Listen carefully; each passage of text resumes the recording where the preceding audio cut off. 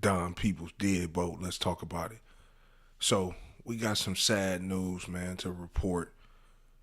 That Gillie's son, his eldest son, Cheese, from the group Mac and Cheese, was tragically murdered in Philly. Killed by gun violence. Passed away at the age of 25. Obviously, man, I can imagine what Gills is going through. This situation is sticky, but at the same time, it got freaky written all over it. So let's talk about it. So it's kind of crazy, man, that soon after, Gillie and Wallow, $1 million worth of game, arguably the number one podcast in the game, signed that big historic 100M deal with Barstool Sports. And I knew from this moment right here, man, there was gonna be something having to be gave up. You feel what I'm saying? Um, in this game that when you sign your name on the dotted line, you signing your soul away. And we know it's either gonna be humiliation to come with it or it's gonna be a severe sacrifice. And I always felt in the back of my mind like this was gonna have to be one of those severe sacrifice situations because how Gillie and Wallow kind of came on the scene. You look at it, Wallow fresh out of prison, didn't really have, a track record before going in, obviously, of doing what he's doing now. Just really came out of nowhere. And then you had Gillie, who was, with major figures, had a 15-second run, but really had a failed career and wrote songs for Lil Wayne and end up dissing Lil Wayne later on. But you know what I'm saying, really was like a failed rapper with no hope, of any success, and he was trying to bounce back. He got with Vim Rames trying to do the movie thing, then he got with the one football player, you know what I'm saying, and did the label situation with him. It just seems like that he couldn't get ahead, so to speak.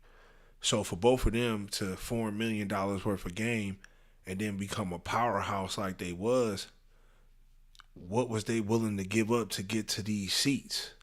You know what I'm saying? And that's why I really wanted to take it back. Like, who were these dudes before $1 million worth of game? To me, these are the most unlikely individuals I felt that could have got to this level, but they did. Um, and I always wondered like what was going to be sacrificed for this because being somebody that got to the door once upon a time, I'm aware of what those situations are and what goes on in those back rooms. So at the end of the day, I knew it was going to be big. I just didn't know it would be his son or could potentially be his son. But, I don't know what Cheese was into in Philly. I mean, obviously, we know Philly is very rough. There's a lot of killing going on in Philly right now, unfortunately. But I would think that Cheese would be shaded from things like that because Gillie, is the man in Philly. He's way past his street days in Philly. He's looked at more as an ambassador. So for his son to get murdered, I'm really, and like I said, all the details haven't come out, so we don't really know. But I'm anxious to see what are they gonna say? Like, what happened? Like, what would make somebody want to kill his son? So that's the question that I have. So, I just knew when they got that $100 million that, oh, it's gonna be something. Y'all showing off all these cars that y'all buying and stuff like that. And like I said, both of y'all coming from a place where Wallow didn't have nothing to lose. Come on, man. My man just did a 20 ball damn near or something like that. So he coming home, of course, he ain't got no kids. He ain't got nothing to lose. And I think Gillie always wanted it, man. Always wanted that seat, always wanted that fame. And I think now where he has the media spotlight and is one of the gatekeepers in that field to where he's interviewing all the hottest rappers and getting the exclusive interviews and stuff like that, coming from where he came from where he couldn't sniff a mainstream seat. I think he was willing to do whatever, and he would have been willing to give up whatever.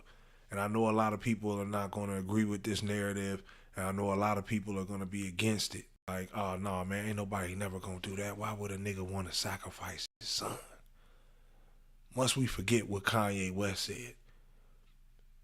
Niggas is willing to sacrifice their moms, they fathers, they children for that fame, man, for that seat, for that check.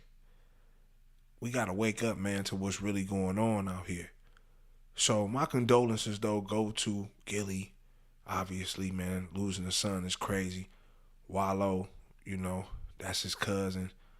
They all blood. So, if this was just a random act of violence, then, at the end of the day, I know he's grieving. But like I said, in the game, what they signed, being emotional the way that they were, they knew that they were selling their souls away.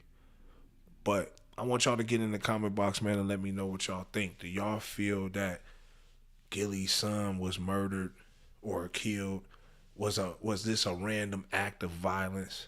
Or was this a situation to where you could see that for what they just got from Barstool, $100 million contract, something that was unprecedented, especially in this part of the podcasting game? Do you think that he paid the ultimate sacrifice? I want y'all to tell me, man. Y'all get in the comment box, man. Y'all like, subscribe, share, hit the notification tab so y'all can tap in every time I drop a video. It's your boy Don Peoples. Deadbolt. Gone.